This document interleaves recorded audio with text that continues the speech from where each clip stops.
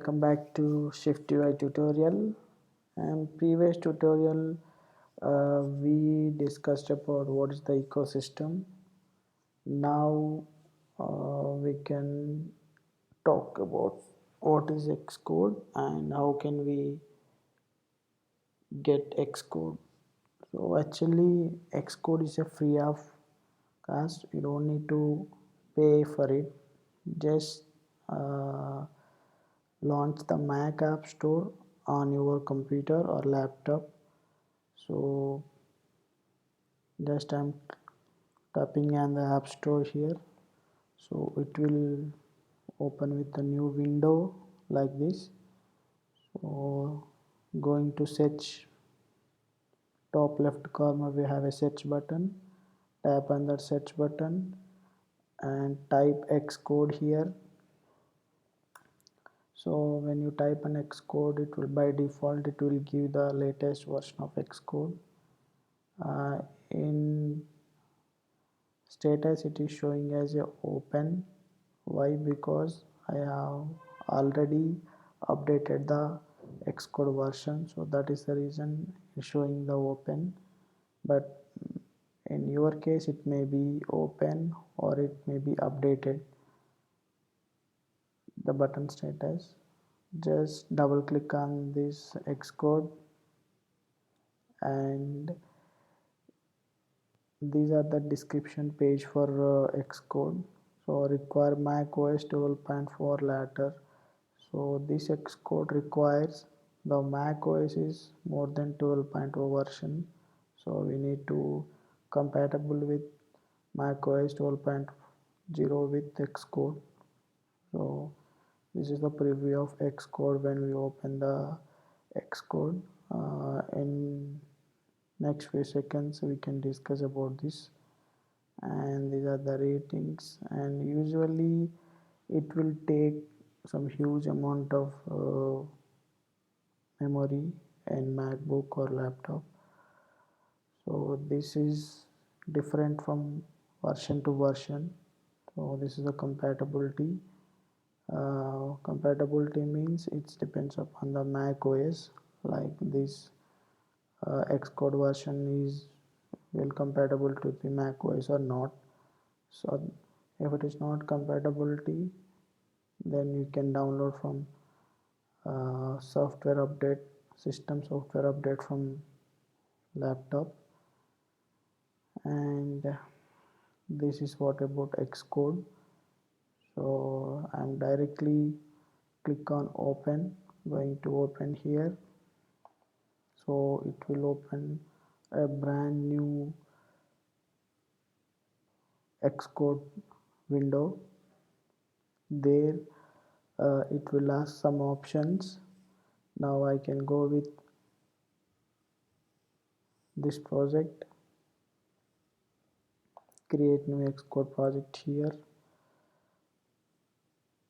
and this window will ask us you are developing iOS application or Mac OS or Watch OS, tvOS or multi-platform.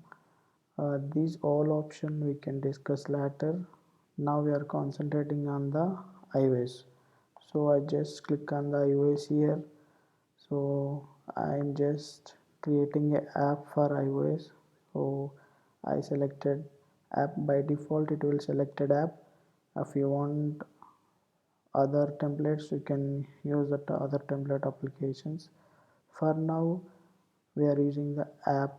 So after selecting the app, come to the down and it will show the next. Click on next button here,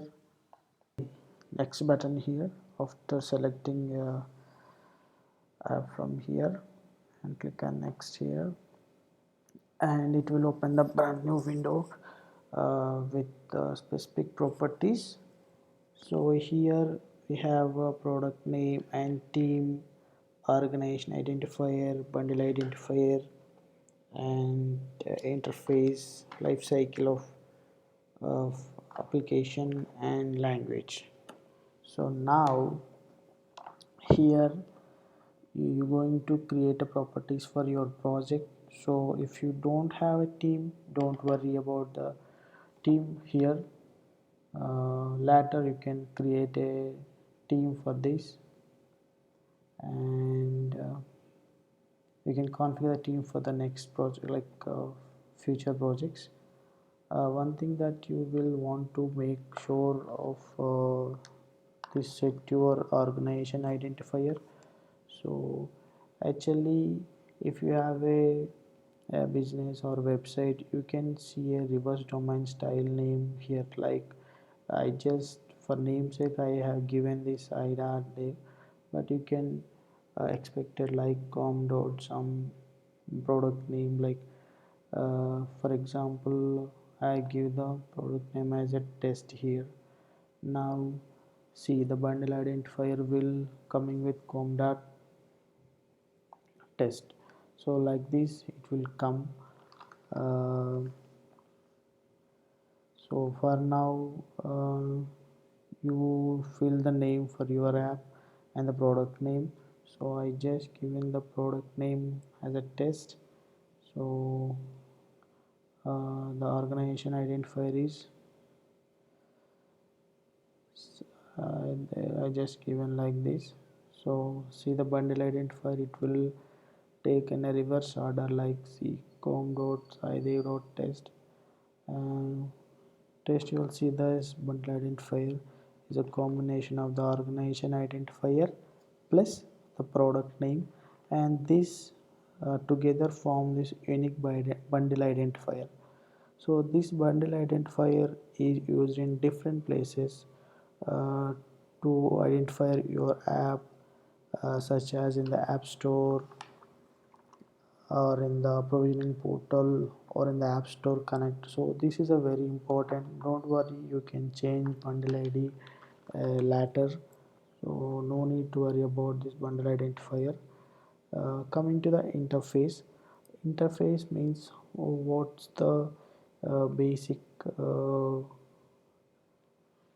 language you have to use for interface. What is the basic necessity board, what is the basic storyboard we have to use. Like by using storyboard we can design interface, or by using the SwiftUI also we can design the UI. So these are the two options for designing the interface. So I'm selecting SwiftUI here. Now coming to the life cycle. So this is a SwiftUI app. So the arrow marks will give the two options, that is UI kit app develop get, and one is and another one is a SwiftUI app. So basically we are seeing SwiftUI app now. So I just check out this. And languages, we have a different languages in this. We have Objective C and Shift. So for now I am selecting Shift here. It is asking only Shift here because the latest version it is showing only Shift versions. The main I don't want to use core data and include test cases here. Just for time being I just created the sample project, and we can go ahead. What is the meaning of these arrows means, in the previous versions we have different type of interface systems available, and different type of life cycles available, and different type of languages available. So that is the reason it will be shown as a blue color arrow marks here.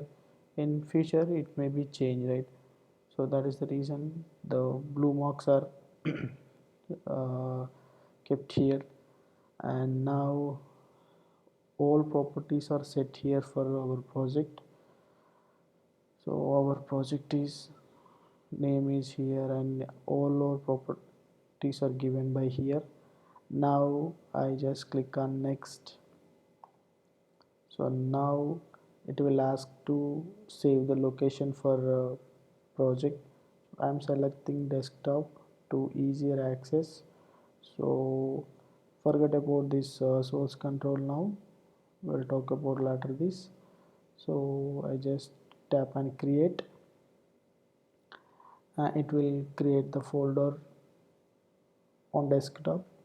So here is the Xcode project we have created. This is the main Xcode dashboard when we create the project. So Xcode has four different type of editor places. So first we'll coming from left side. So this in left side we have a folder structure. So this is called our project name. So this is the project navigator. When we click on the arrow mark here, expanding the project here, it will have the multiple folders like this. This contains the different types of files like test tab and content shift u shift, assets library, info plist, and preview connect and product. So these are the different files. And now in the project navigator, this is a folder structure, and we have different types of tabs in the project navigator. And later sections will discuss about what about the uh, options and what will be used in the Xcode for this particular icons. So now for so this is the folder structure, and I'm just clicking on the test tab dot ship. The main function here, it is the entry point of the project.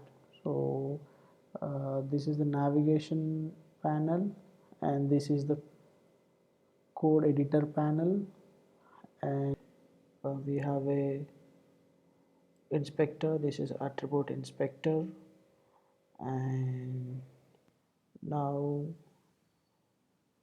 we'll see the some folder structure here. Folder, how the folder will be saved in the project. So here these are the folder structures. And for the navigation panel, coming to the code editor panel, so in Xcode, so this is the root directory. So test is a root directory. Under that we have a folder. Under we have a test app.shift files. In this we have this type of files: test app, content view shift, and asset management, assets, info plist, and preview content. So just uh, expand the test folder here. In this we have a test app shift. So already we discussed, this is the pure entry point of the project. Now I have going to the content view of shift. The content view of shift is nothing but it is representing the view of the screen, which of the screen we are writing the code have the some controller or class, right? That class will be represented as content view dot shift. So here this is the code editor panel for this content view, and here we have another uh, editor called UI editor. Initially we discussed, right, we have a four panels in Xcode. This is the third one. First one is the navigation editor, and second one is the programmatically we can edit the logic here. So this is the programmatic editor, and third one is the user interface editor, where we can add elements, UI elements here. And the last one is the attribute inspector. So now we can see some techniques like some easy access navigations in the project. So you can see here we have a two arrow marks, one is left and right.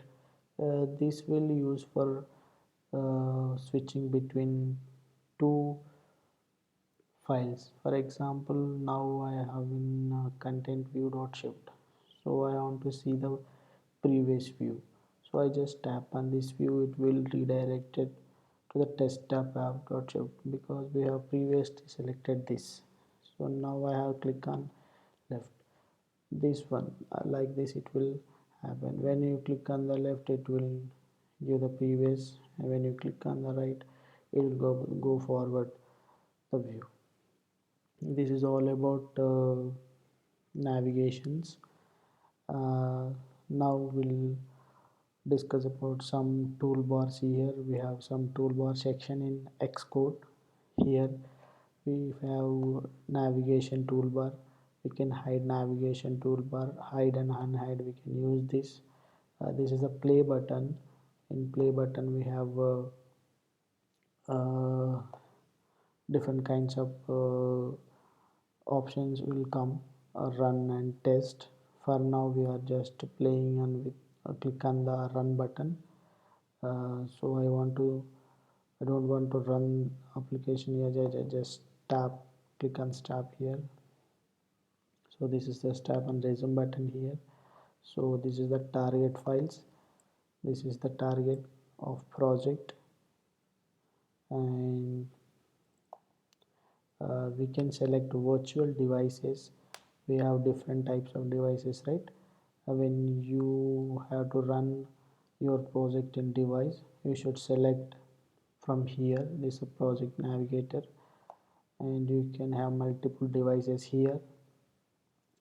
The no device connected to my Mac. The first option uh, reveals, I mean, this first option will use it for when you connect your device with Mac, then this device will be listed here. So that's all about this panel, and this is all about code and how to start a new app project. And you learn what each of file in your project. You learn the navigation major area of Xcode, including navigator and inspector, like attribute inspector, virtual device targets. So you feel right at home with Xcode, as we use it more often together the upcoming lessons. Next lesson we are going to use Xcode to build our first user interface application. And until then, bye. I will see you there. Thank you.